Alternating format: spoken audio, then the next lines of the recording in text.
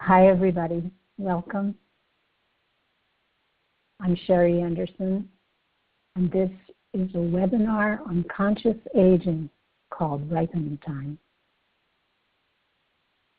I want to talk to you today about how growing old is the newest thing there is.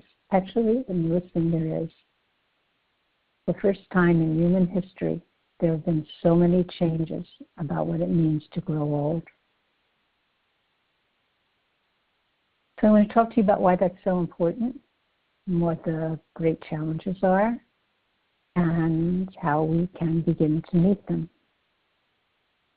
So let's get started.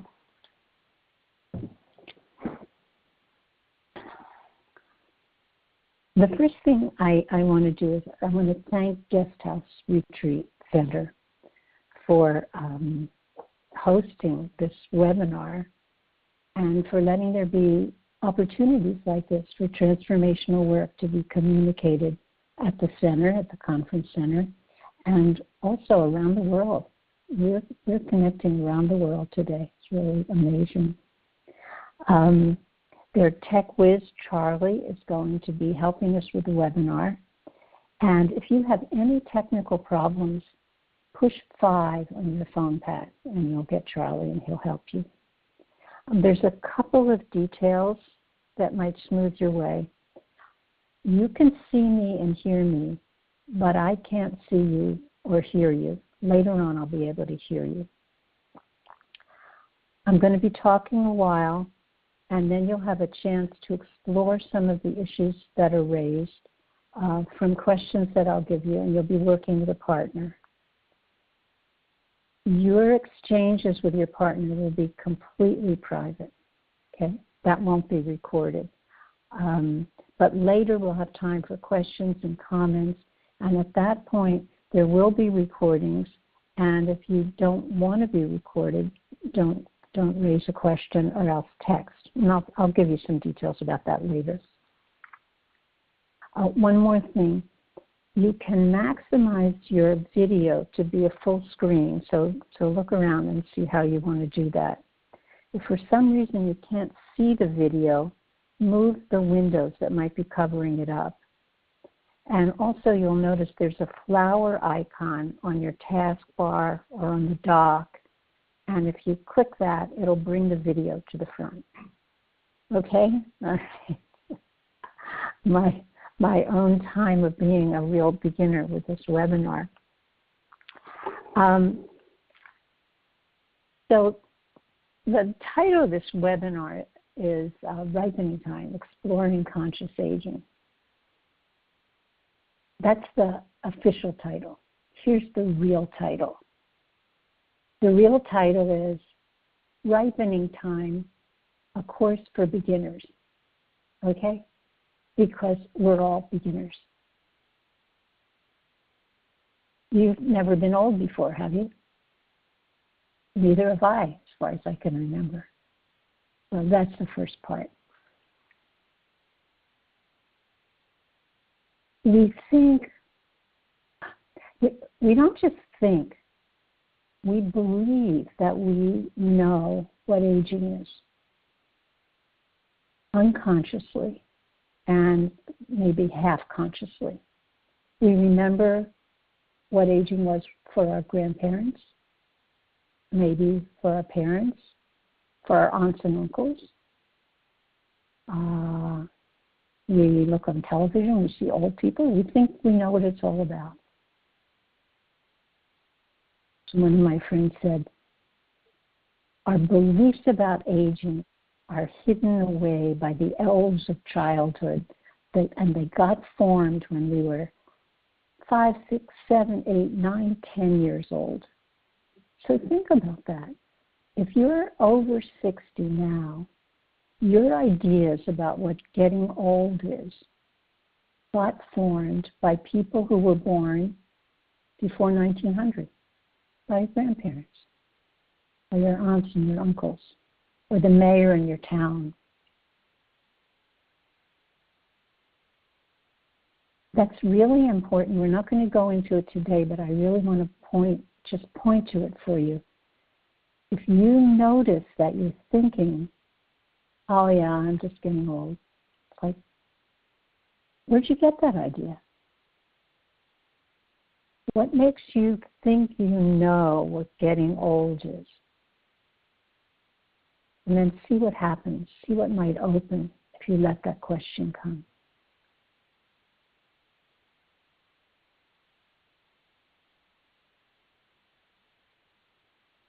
Here's what's new, what we know so far that's new about this time.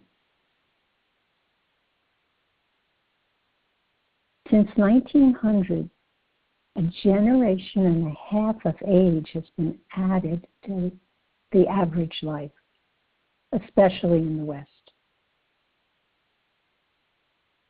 30 more years. And that's not 30 years at the end of life exactly. It's a whole generation after middle age.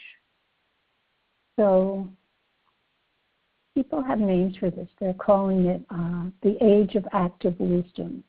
They're calling it a new third age. And the question, of course, is, what's this time for? What does it mean? If your mind is open, if your heart is open, if your possibilities are open. So we have a whole new life stage that we never had before, never existed before, in terms of the human experience. There were individuals, of course, who had this, but as a whole human species, we now have 30 more years to live. Okay, add that to a second thing. There are great orders of magnitude of change in the number of old people who are alive on the planet. It used to be 1 in 10. In another decade, it will be 1 in 4. That means 1 in 4 people will be over 65 on the planet. Yeah, so I can see the people who are here with me are kind of nodding like, oh yeah, what does that mean? What does that actually mean?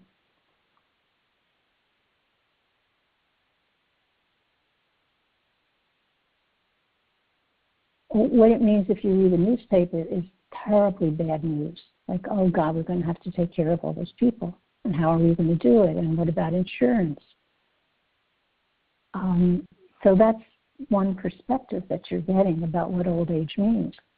Bad news. There's so many more old people, and they live so much longer. But it's just one perspective. What if it's not the only perspective? And here's the third thing. I think it's really important for our purposes here. Not only do we have an extra life stage, and not only are there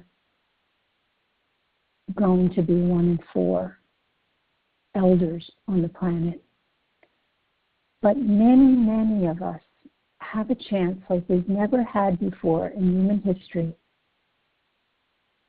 to be healthy, to be relatively educated, to be relatively safe, and to become conscious and interested in what's it like growing old. What does it mean to be a human being growing old at this time? And here's a fourth thing that I just thought about this morning. Here we are. Isn't this amazing? Like, here we are together, looking into the question of what it means to grow old simultaneously around the world. People on this call from the Philippines, from Denmark, from Great Britain, from Alaska, from Hawaii. I can't even remember all the places. Singapore. We're all here together looking into this question. Isn't that amazing? So what's possible for us now? What can happen?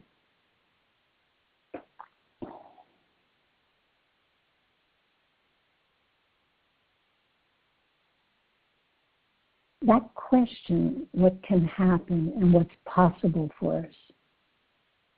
Another way to ask that question is to say, why does it matter? Why does it matter, all these old people? Why does it matter that the people are living longer and they're healthier? So think about this. It takes human beings an incredibly long time to just grow up a little bit. Unlike most other species, we can't even take care of ourselves for the early years of our life. I've seen some great videos on YouTube lately of giraffes, elephants, all kinds of wonderful creatures giving birth, and the little one pops out and is already walking. Giraffes, it's amazing, little tiny things, and they're walking. Not us. Not us. 2 years it takes us till maybe we're starting to walk. So if you think about that, you think, wow, well, so how long does it take us to develop a capacity, not just to think, but to be compassionate, to care about other people, to have discernment, and to develop wisdom? We have so little time. We've had so little time. It's as if there's a ripening season, and in that season, all kinds of maturity can happen. But for human beings, that season has been very short, like long springtimes, long development, and then just a short time, a short summer, a short harvest season to really mature. But what if it's different now? What if instead of really short time, we have a generation and a half or more to come into the human possibility? And just see what happens as I ask that question.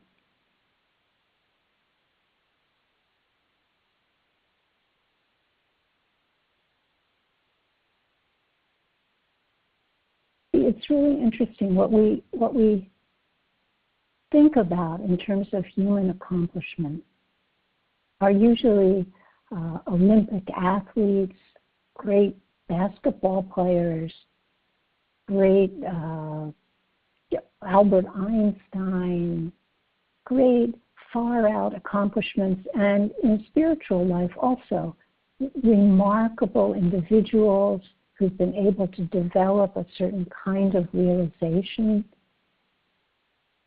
But aging, maturing, is about all of us.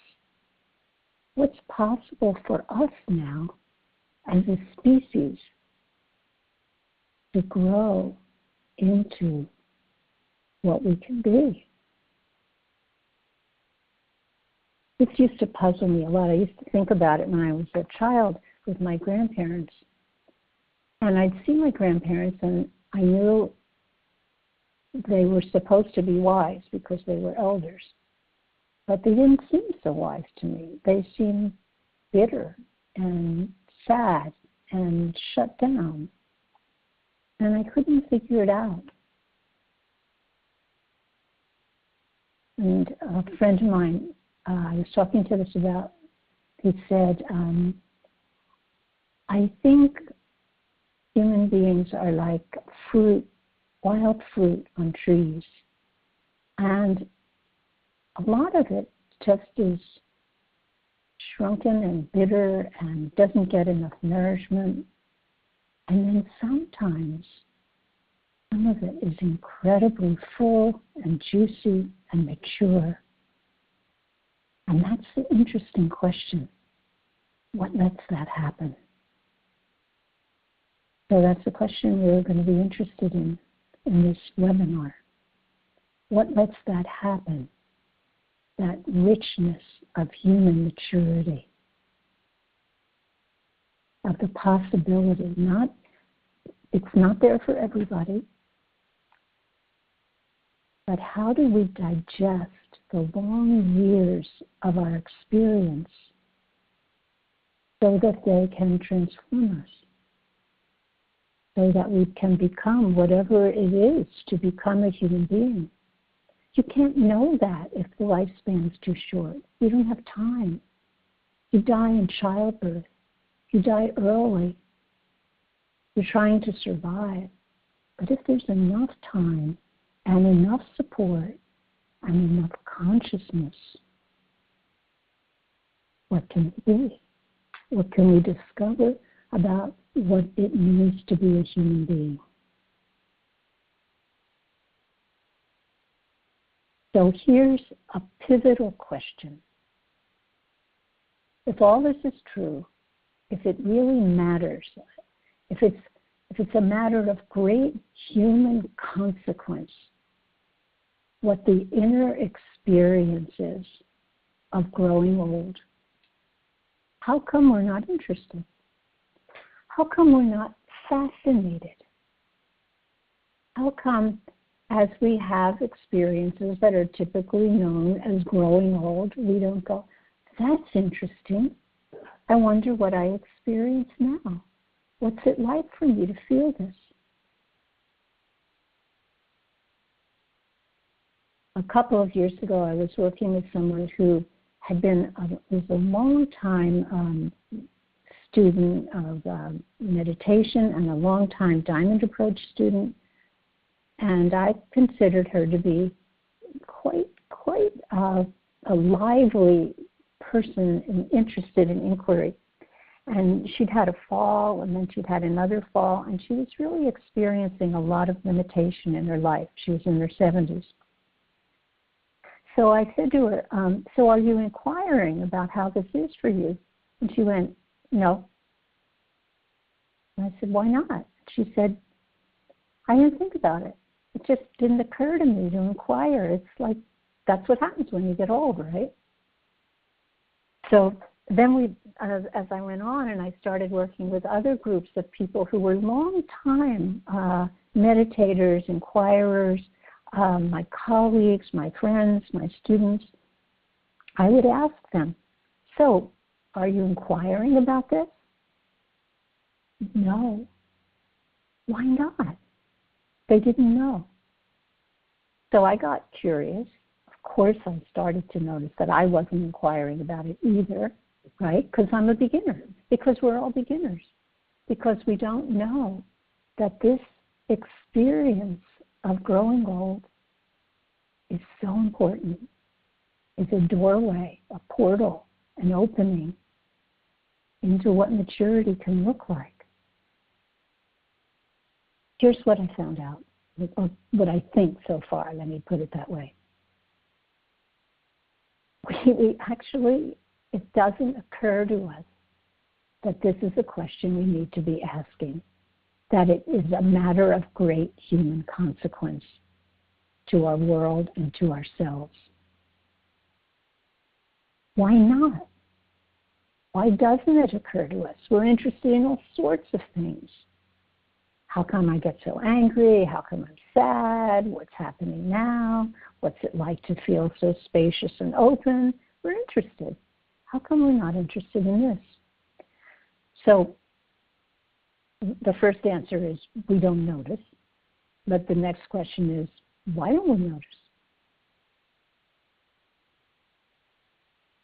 Why don't we notice that we're not curious and interested in our experience of aging? Take a breath, take a breath. See what happens.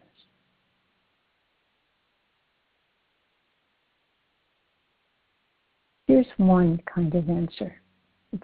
It's a long answer, and I won't go into it today, but we need to point to it. Mother Culture weaves her web.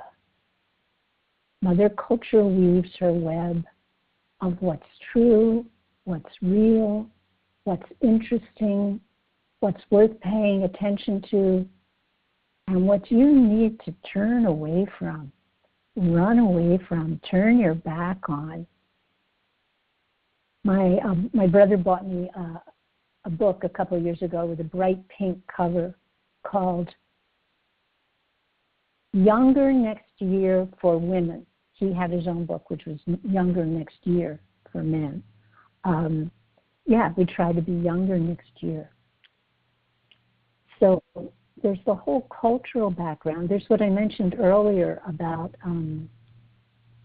the unconscious beliefs that we already know everything about aging anyway because we saw our grandparents. We have our ideas. We think it's already all known. And can you feel this coming? Here I think is the biggest answer. It's scary. It's scary and it's hard. Scary and hard to notice, to be interested in, to actually want to know, how is this affecting me? What's happening to my soul as I experience these physical limitations, losses of friends, of beloveds, endings, not knowing, confusion, loss of a whole sense of who I think I am, what I believe is possible for me, what I think is real. Stuff I practiced. The Buddha said that old age is one of the Four Noble Truths. The Buddha was in his 30s when he said that. What does that mean? What did the Buddha see? He saw an old man. He saw a dead man. He saw things. And that's what people have generally done when they practice, when they have a practice and they're younger. Old age, ignorance, death, you sit with it. Well, guess what? It's happening now. What does that allow? What kind of alchemy, what kind of transformative possibilities are here now for us?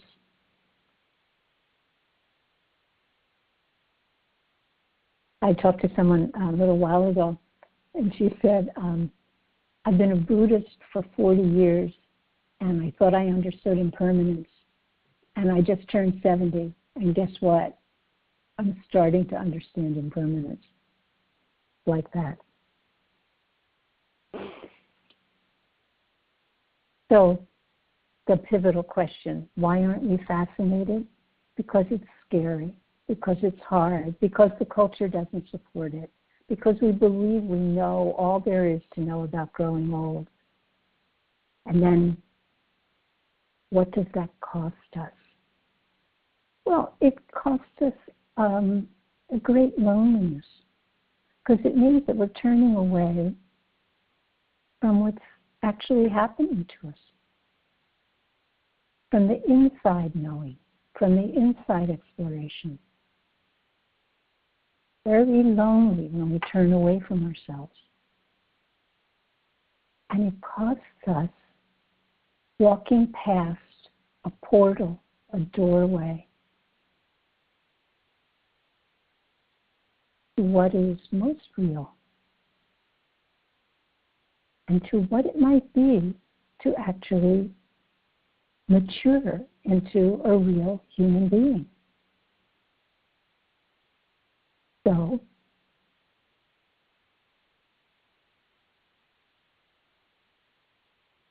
I'm usually scared to start this way. That's the truth. I've worked with a lot of groups, and I've given a lot of talks about conscious aging, and I usually sort of tiptoe in. But I'm not going to do that today. We're going to dive in to what you might call the dark places of wisdom, and what are called, T.S. Eliot called it, the gifts reserved for age. These are gifts that nobody wants. Losses, endings, limitations, diminishment, stuff that you don't see in the ads for golf courses stuff that people, especially in our culture, turn away from. So what if we don't turn away? Let's go into now one of the most familiar experiences of aging. There's many beautiful experiences, interesting experiences. This is one of the hard ones.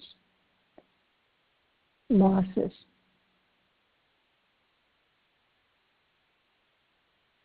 Let's see what that word does for you when you hear it. You just let the word losses kind of come in, fill your heart, fill your belly.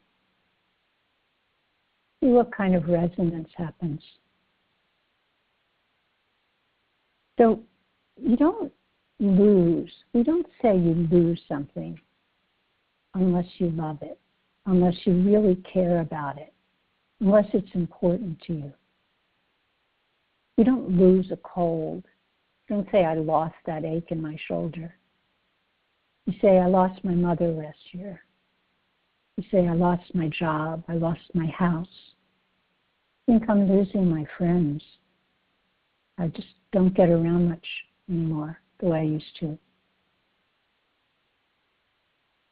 The big losses are, you could say, honored in our larger culture. We have funerals, we have memorial services, we have things we put in the newspaper, our friends come over, our friends bring food and help us. Everybody acknowledges we're going through a difficult time. The deaths, the big losses. I'm talking about other kind of losses because in a way they're more insidious. We don't notice them so much. The losses of capacity. Capacity meaning what I thought was mine and belonged to me and would stay with me forever. How smart I am. How reliable I am. I say I'll do something and I'll do it. Only now I forget. How good looking I am. How strong my hands are. How, things can get difficult, but I take a nap or I sleep overnight and I wake up and I'm optimistic again. I feel good. I'm losing my hearing. I'm losing my eyesight. I'm losing that sense that I'm on some kind of upward trajectory. I kind of, things go up, things go down, but some kind of development is happening in me that's worthwhile and good, and I've worked for hard all my life. Well, that trajectory isn't going up anymore. And I'm not sure what it's doing, but maybe it's going down or up and down, or I don't know. I thought I knew. I thought I knew who I was and what belonged to me and what I could depend on, my neighborhood, the landscape, my house. I thought I knew. So I thought I knew who I was. You see, it's like what I think I own and belongs to me. It seems very importantly, too, about physical capacities, mental capacities. What I thought belonged to me and I could depend on is eroding, is melting, is dissolving. So then, who am I? So the question of identity starts to open up, and you don't know. And you know what it's like to do to go, well, I don't really know who I am, and to do that as a spiritual practice. A lot of us know that. This is not theoretical anymore. It's happening every day, and we're not somehow interested.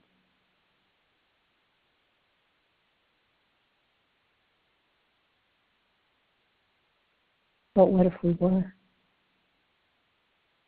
Well, one thing I want to say, this is truly hard work.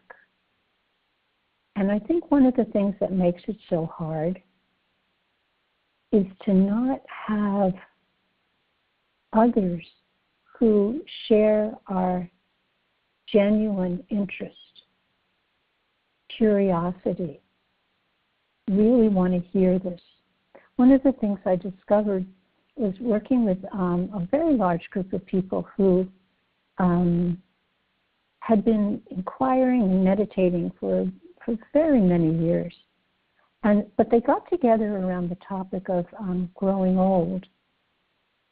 And they found it was amazing that somehow the questions emerged for them.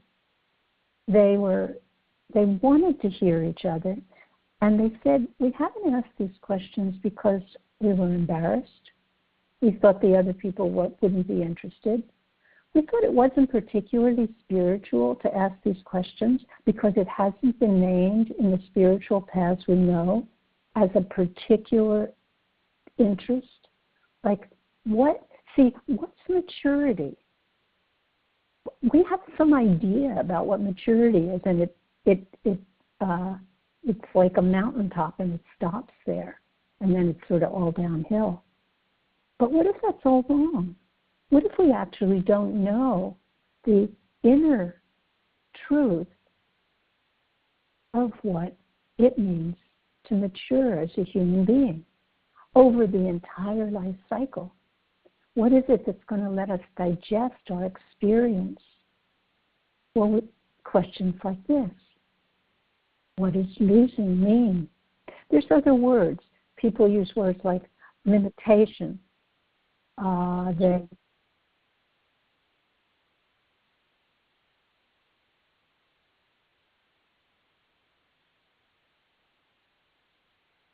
So, Charlie, I need to let you know that you're coming through right now. Okay. Sorry, I was getting some interference from the webinar techie people. So let's explore. Let's see what's possible.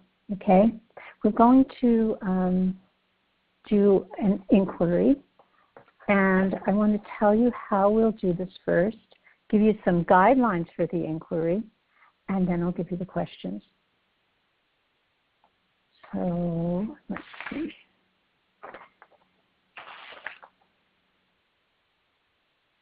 The reason that we do inquiries and we don't just like listen to a talk is the key thing that I've really been talking about in terms of conscious aging, in terms of ripening, in terms of maturing. We need to digest what's here from our own immediate experience, from the realest thing that's here. So we work with questions, inquiries, contemplations, reflections to see, okay, what's coming up for me? Sherry had all this stuff to say. What's coming up for me? So I have some particular questions we'll work with. And one of the ways we typically work with this in the Diamond approach, which is where I'm a teacher, we work with each other. Work in circles or pairs or triads. So today we'll be working in pairs. And let me see, I have a couple notes here. I want to say something about how to do this. So you're, except for the people who are in this room, most of you will be paired with someone that you don't know by the text system of the webinar. when you're listening to the other person, be as present as you can. And that means sense your legs and your arms. Feel your own belly center. Feel your own heart. Let yourself deeply listen.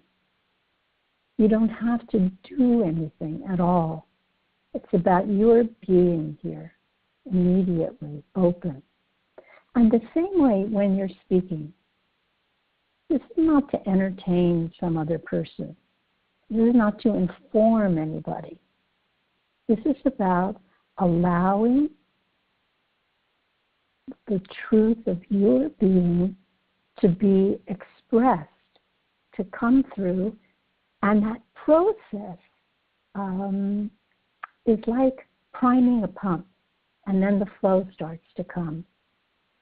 But even the answers themselves are not the key point. The key point is to be present to the way in which your being is unfolding, showing you,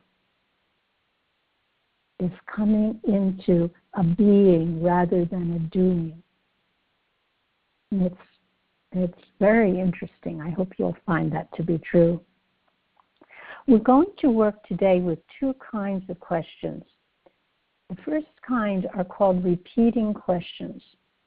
So some of you have a lot of experience with this, some of you have no experience. I'll tell you a bit about it. A repeating question is one where the first person, and you'll have to decide in your pairs who goes first. The first person asks a question that I'll give you, and then your partner will wait and just let come up whatever comes up. It doesn't have to make any sense at all. It doesn't have to be intelligent or spiritual or anything. It can even be, I hate this question, I wish you'd stop asking it. Your partner goes, thank you. And then they ask you the question again. So we'll do that for 10 minutes. Then at the end of 10 minutes, you'll switch. And the second person will be the one who asks the question, as present as you can be, exactly the way the question is put. Don't be creative with the question. Don't change the question. Because what happens, and you'll see this when it's your turn to respond, is you start to drop down. You drop down very, very deeply into consciousness, into the soul, into the heart of the matter. And you're in a very receptive place. And if your partner changes the wording or kind of interferes with you in some way, it interferes with your dropping down and your openness. So please don't change that. So you'll be timing yourself. You'll go first 10 minutes for the first person. Then you'll switch and the other partner will ask the same question.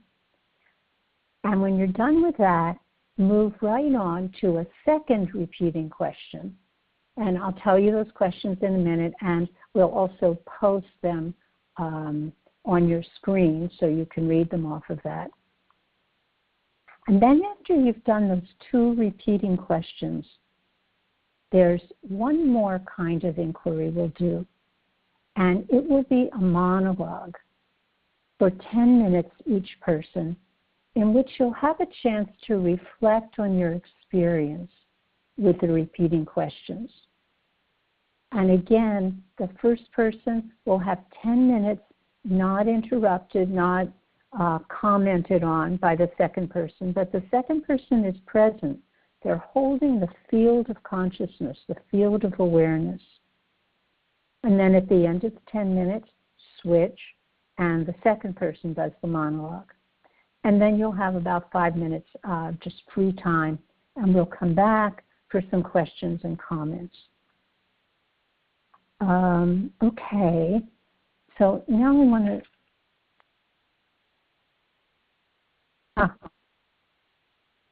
Okay, so now I just want to see if I need to tell you anything more about how the webinar system will work. Yeah, so we're going to move to the inquiry questions in a minute. You'll be paired with another participant by the webinar system.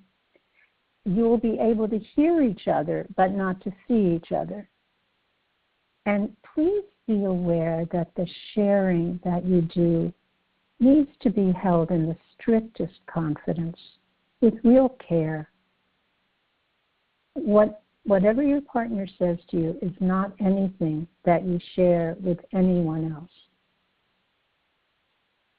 And as I mentioned earlier, the talk has been recorded and the questions and comments later will be recorded, but your sharing with your partner is not recorded anywhere. If you find that you don't want to work with a partner, you'd rather sit alone or you'd like to do some journaling, press 1 on your phone's keypad. Only once, just press it once, and that'll let Charlie know. If for some reason you're supposed to be paired with somebody but your partner's absent, push 5 on the keypad and Charlie will reassign you. Okay, so here are the questions.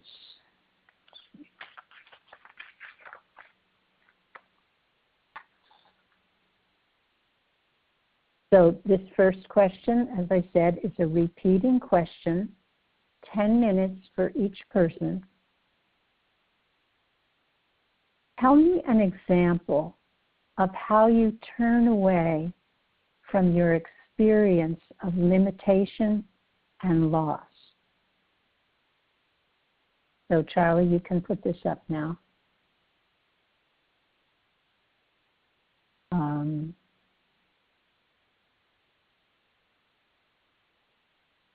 So can everybody still hear me, Charlie?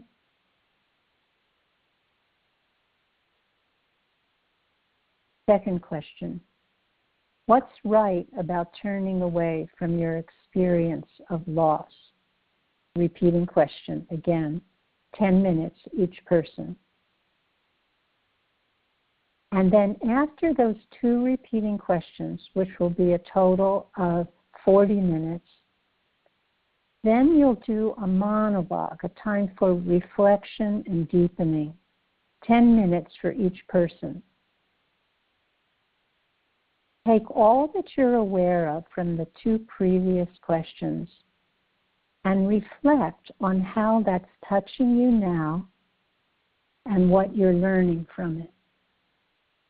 I'll read that again. Take all you're aware of from the 2 previous questions and reflect on how that's touching you now and what you're learning from it. So that will be an hour, and then we'll have an extra 5 minutes or so just for break time, and then we'll come back. Okay, see you in about an hour.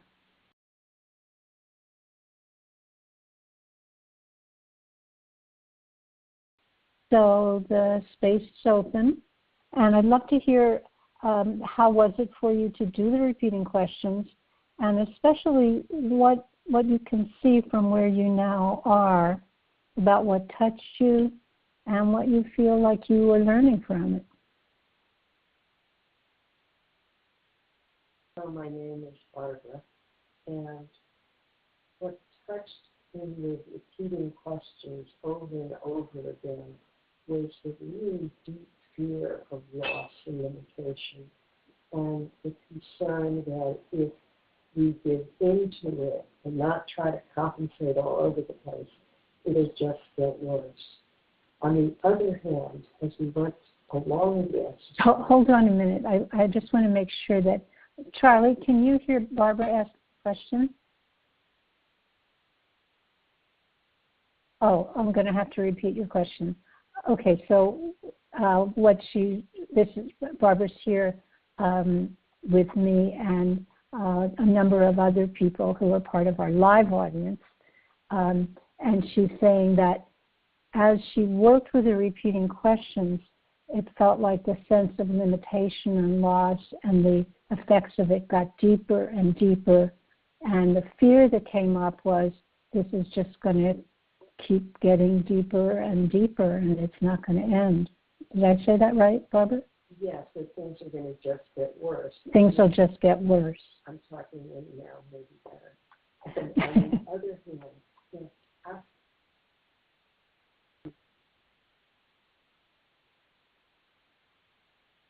with things as they are, and I could feel layers of compensation just falling away. And my question is, how do we bring this into our lives in this field? It's just incredibly exciting. How do we live in this new way? Mm. Yeah, that's very moving to hear what you said. I just want to sit with that. So it felt like as you went deeper, even though there was the belief or the fear, things are just going to get worse and worse if I keep, going on with this question, something started to open. Could you say some more about what that was like for you? What did you actually experience? I actually experienced my heart opening up.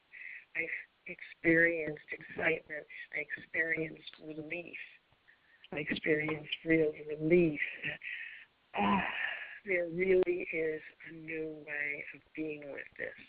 If we're really authentic, we will meet, and I did the exercise with my husband with all our limitations, and there really is a new way we can be together. So it's really thrilling. Thank you. Okay, thank you for your question. Really touching, Just thinking about how we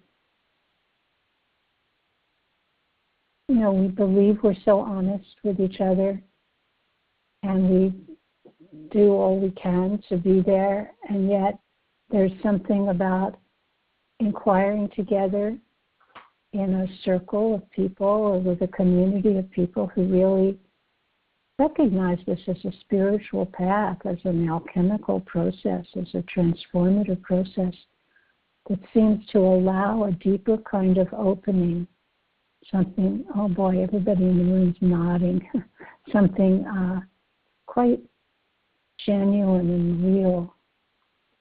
And just to contemplate your question about, so where do we go from here, basically.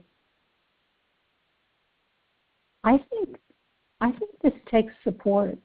I think it needs support. And support in the sense of other people who really care about delving deeply into what it means to be real with these experiences of aging right now. In the back of my book on Ripening Time, I have a number of inquiry questions people could work with. And I know several groups have started beginning with those questions, beginning with get one or two friends together, that's enough. And you can read things to get you started to talk about the deep questions, but some kind of a structure and some sense of a community is an immense support, and I really think it's necessary because of what I've seen, because so many very conscious people who normally would inquire about almost everything don't go here. So that's my guess, and the space is open for anybody who wants to contribute, comment on that. Okay, anyone else like to have a question or make a comment about your experience with the inquiry? I'm the other half of the team that Barbara was just referring to. My name is Maury. I really feared that acknowledging the loss or the diminution or the limitation would accelerate, would be a self-fulfilling prophecy. Mm-hmm. And that it might accelerate that losing, that loss, that limitation faster It's there. I can't deny it. So what if you just look at that belief? That's a very, like, where'd you get that idea?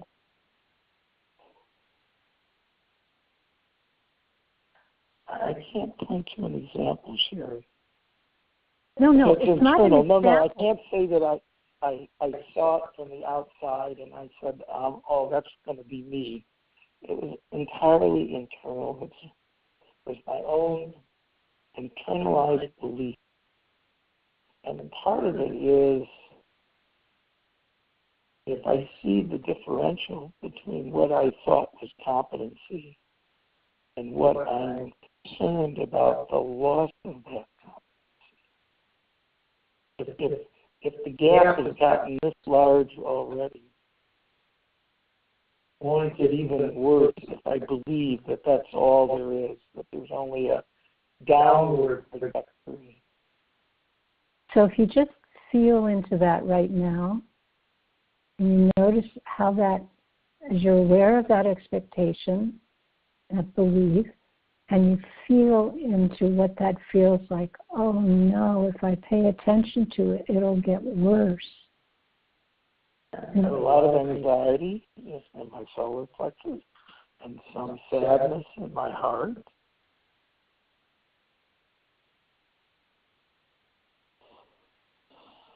And as I see you're already doing this, as you allow your attention and your presence to just be with the anxiety and the sadness. So, wow, look at that. This is frightening me, and there's something about it that makes me sad, too. I want you to notice how near yourself you feel right now.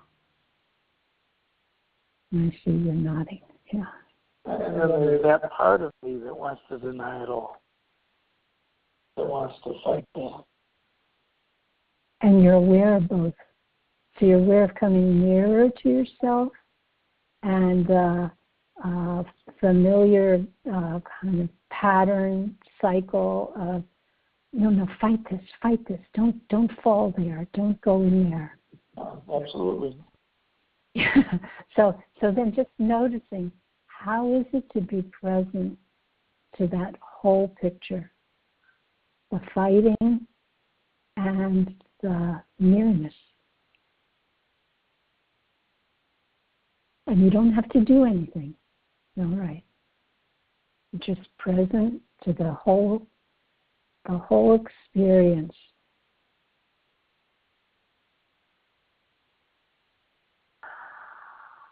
Yeah, and just allowing the breath to come in through the back of the body.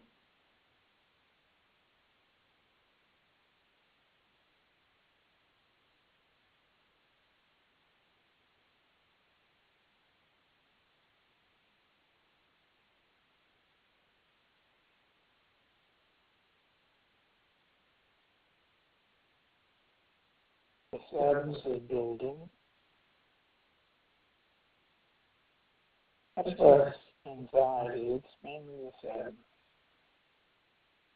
Yeah, so you see, maybe part of the anxiety was about allowing the sadness to be here. So as you can see, we could go on with this, and you could continue to go, oh, I wonder what the sadness is related to. And then just the way you're doing now, with this really kind of generous, kind, interested presence, go like, what's here? Oh, wow. So I turn my attention to it, which is all the advice I'm getting from my ego or superego is the reverse, like run away, go away, don't look there, you'll make it worse. You turn that around, and then you're going toward, well, what's it like? And you're, in a way, you could say you're befriending yourself. The presence itself is here, allowing what's true to be revealed. And then it goes deeper and deeper, and there's an allowing. And that's the process of discovery. And it's supported, in this case, by being with your partner and being part of a whole field of inquiry and knowing it's worthwhile. And it takes courage, absolutely. Courage, trust, depending on where you are. Thank you. Okay. Anyone else with a comment, question, something you'd like to share? Okay. I have a question here from Jean. Jean, I'm going to put you on public microphone now. Go ahead, Jean. Okay, so question. I just want to say for everyone here, a question's coming in from somebody named Jean, and I'll tell you what the question is because you won't be able to hear it. Go ahead, Jean.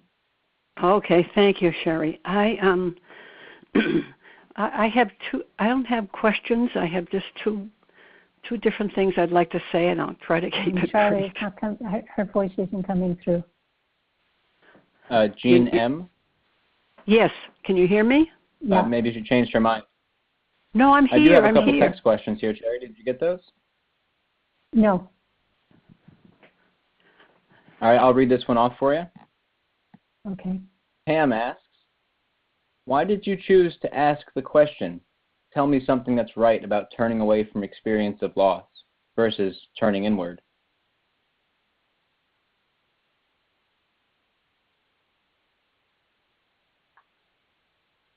So the question is, why did I ask about what's right about turning away from the experience of loss as opposed to what's right about turning inward? So thanks for your question. In a way, these what's right questions are trick questions. They're like, I think of them like the Trojan horse. They get to go in when in a way that consciousness isn't expecting it. And it takes the side of whatever in you is resisting knowing about the experience, say here, of limitation and loss. So in the diamond approach, we always work with the resistance. We never fight the resistance. It's like a keto. You go with the energy. So even if just 1% of you thinks there's something right about turning away from experience, you go with that 1% to see what's blocking my interest, what's blocking my curiosity, what's blocking my wanting to know. And then what often happens, usually happens, is the place that feels like it doesn't have permission to ask, like it's embattled, starts to open up. So that's why I asked the question that way. Okay, next question. We can hear Jean now. I'm going to put her on so we can all hear her now. Great. Jean, are you ready? Fine. I am. Can you hear me now? Yes. Yes. Okay, good. Patience. Thanks a lot. No, it's fine. Thanks a lot. So, Sherry, first, I just have a couple of comments. I don't have a question. But okay, so right off the bat, I just want to, I'll repeat what you're saying so the people here can know what it is, okay? So all right, yes. Calling in, and she has some comments, not questions. All right. So go ahead. Right off the bat, when you started talking about the small losses, yeah. I don't think I felt that thankful in a long time because I'm in my 70s, and most of my friends are 10 to 40 years younger than I am, and they get concerned if I have short-term memory, or they don't really understand, and I don't expect them to. I know they love me, but to have you talk about that in a larger, in the larger community just helped me to relax a lot. Yes, thank you, Jean. I'll just pause for a minute and let the people here know what you're saying. She said when I said we're going to talk about the small losses, she felt really a sense of relief and gratitude, and that many of her friends are 30 and 40 years younger than she is, and they get very anxious when she talks about this, and so she doesn't, even though they love her. And so to be part of a community where, an amazing community, we're extending today to the Philippines, to Denmark, to the UK, and to be able to say, yes, please, let's see what we can discover together. So thanks, Jean. So was there something more you wanted to add? Yes, thank you, Sherry, very much. The other thing I wanted to mention was the inquiry that I did with a partner, and I've done that before a few times in workshops, but it never hit the spot that it did this time with my partner. And the thing that I saw is, although I've known this, but the thing that I saw and I'm still holding in my heart is how hard I am on myself. When I'm looking at things, like it's painful.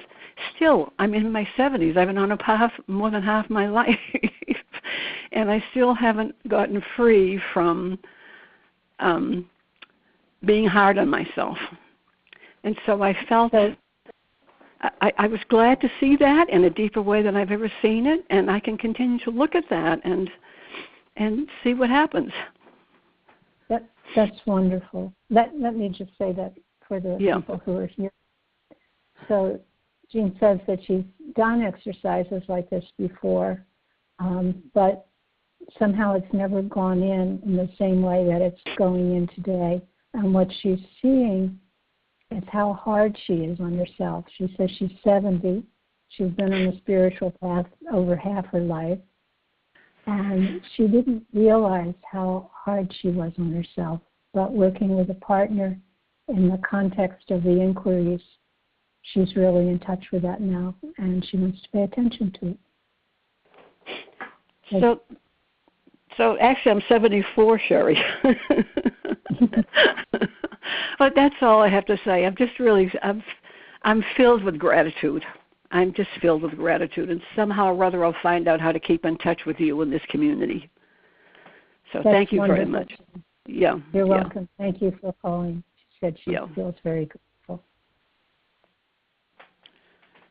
Okay, I see there's a call in here in our, are you calling in? But you're on a wait? I will wait until other calls. Okay, Charlie, are there other calls right now?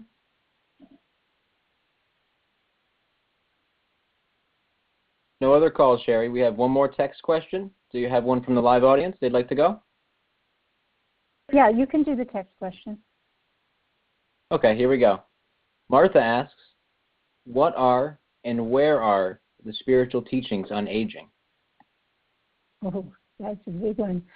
Thanks, so Martha texts in, what are and where are the spiritual teachings on aging? Okay, here's my answer, Martha. We're them. It's us. It's us. I said in the beginning, everybody is a beginner. There's no experts on the inner truth of the kind of development that can happen with aging and really genuine inquiry, genuine openness. It doesn't exist. We're the book. We're the words. Anytime you get together with one or two or three of your friends and give yourself enough of a structure that you can ask these questions, that's the spiritual teachings. That's how it's going to come through. If you want to look at my book, in the back there's a number of books and resources that I list. And they're also on my website, which is sherryruthanderson.com. But read a book together that you think is relevant and make up your own questions. Let me say one more thing about your own questions. I would guess that every one of us has some kind of a question or questions that come to us late at night or early in the morning, maybe when we sit. And these questions might not even quite have words yet. Here's my question that comes up for me this year. I'll be 73 this month. What's this time for? And these kind of questions aren't questions that have like a concrete answer. They're like koans, companions. And if you let them companion you, they will teach you. So if you let yourself walk with this kind of question, whatever your question is, that will start to unfold the deep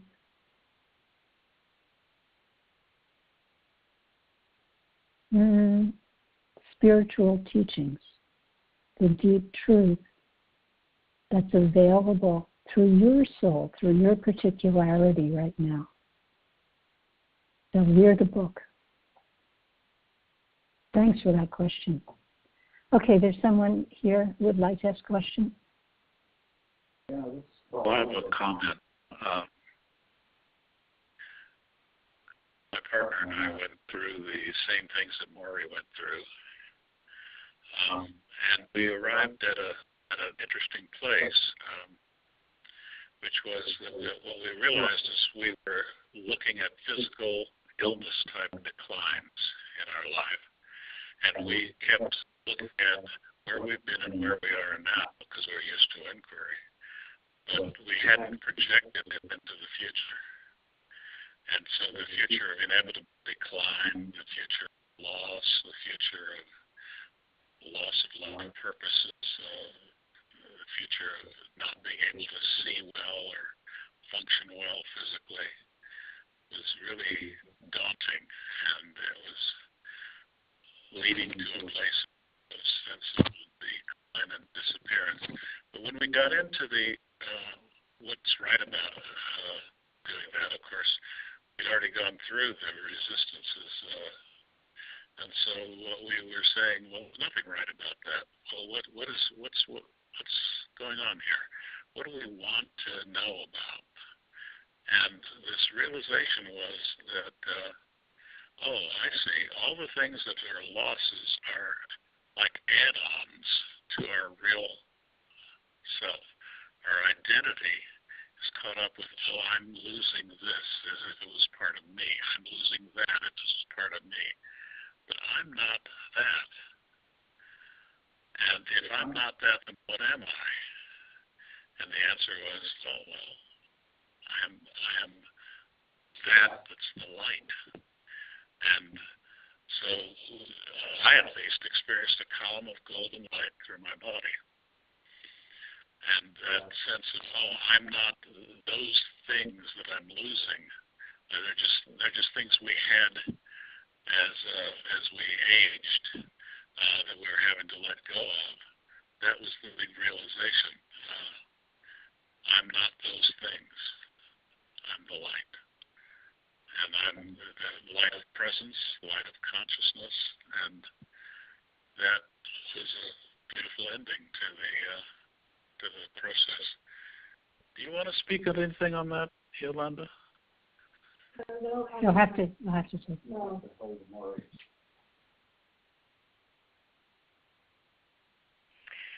I may want to add one thing, that is that knowing that what we are also includes a way of living with the human condition of suffering, which is the element of the human physicality that's not what we are, but we do experience the various elements of suffering that comes with that process. And thus bring new wisdom in ways that is got a bit how it was in our ending phase, but there was a kind of way that it's held within a bigger field and a bigger kind of a loving quality reality that holds all of that, and there's a guidance in that. So it's kind of a very rich process. Yeah. I think all I have to add on that. Thank you very much. You've given us a beautiful demonstration of the transformative process of being willing to just be with the truth of your experience in the moment. Nothing's right about that question. It's a terrible question. I'm not going there. And feeling all of that, and then allowing that, and then what opens from that, and then what opens from that again. And you can also recognize you could read this stuff in a book, and then you would have some information in your head about it. And if somebody asked you the question, you could repeat the question, and it would be worth nothing. But what's worth it is when you let the question unravel you, when you let the question open you up, then what's here is reality revealing itself in what's fundamentally true about what we are. And you could probably let this question come again and again and again, and each time it might take you another place or a newer place until it didn't feel interesting anymore, and some further process would happen. But I really appreciate what you're saying today, all of you, because I think it gives us some true substance in understanding the word mature, or what does it mean to mature into a true human being. And you can start to feel that unpacking, unraveling, embodied truth. So we're the book, and we're the teachings, we're the Torah. You know, we're letting that unfold and unravel. Thank you very much. So we have just about 3 more minutes today. Charlie, are there any other questions you need to take? I have a hand raised. Jesse. Okay. Oh, that is Jesse, me. go ahead. Hi, Jesse. Hi, can you hear me? Yeah. I can, just fine. Okay, I'm getting a little bit of feedback on my end. But you can hear me okay? Yeah, you're coming through fine.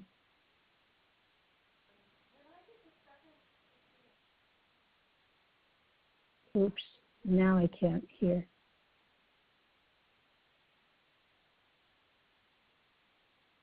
Okay, well, Charlie, I'm afraid this I'm isn't not sure what coming happened. through now. Hi, can you hear me now? Yes, Jesse. Okay, I had 2 phones because I'm having trouble hearing you also. Anyway, yeah, you can hear me now? I can. When I did the second question, I was surprised at how strongly I embraced it. I mean, I've never had that experience before. It was like everything was right about turning away. And I was really surprised because I expected that I would kind of say, oh, there's nothing right about it. But I had a ton of reasons that I felt very strongly about. And when I was done, and it was like it just blew up all of my beliefs. I mean, there they were just parading in front of me. And I realized that they were just beliefs, and that I had this whole string of them that were all interconnected. And if I just questioned one of them, the whole thing collapsed. And wow, that's happened really then, powerful. I know. And the other thing is that I had linked my internal experience with external perception. And so that was part of the path. And then there's a whole bunch of stuff around external perception. So if I just unlink, okay, maybe I can just have my internal experience and I don't need to worry about whether that's linked to external perception or not. then what happened is the experience opened up for me as possible and realistic and true. And the experience of loss then is sitting in front of me with the possibility of actually experiencing grief. And you haven't talked about grief, and so I wasn't sure if that's a part of the experience, especially when I look at loss of my abilities, hearing and sight and physical capacity, mental capacity diminishing. And okay, so let me come in here, and I'll just say a bit about what you've been saying for the people who are here with me, and then I'll respond. Okay. Thanks.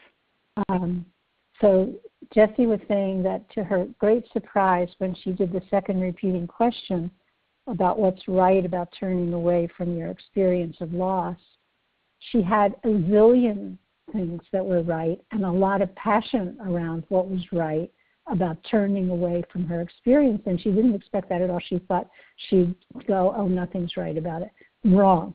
So there was all this kind of like exploded from her. And then she could see all her beliefs about loss and what it meant and what was going to happen to her, like you were saying, Paul, in the future. And it was like kind of, it reminds me of a parade with elephants. Each one, the trunk connects to the tail of the one in front. And so she could see the kind of parade of all these beliefs walking in front of her.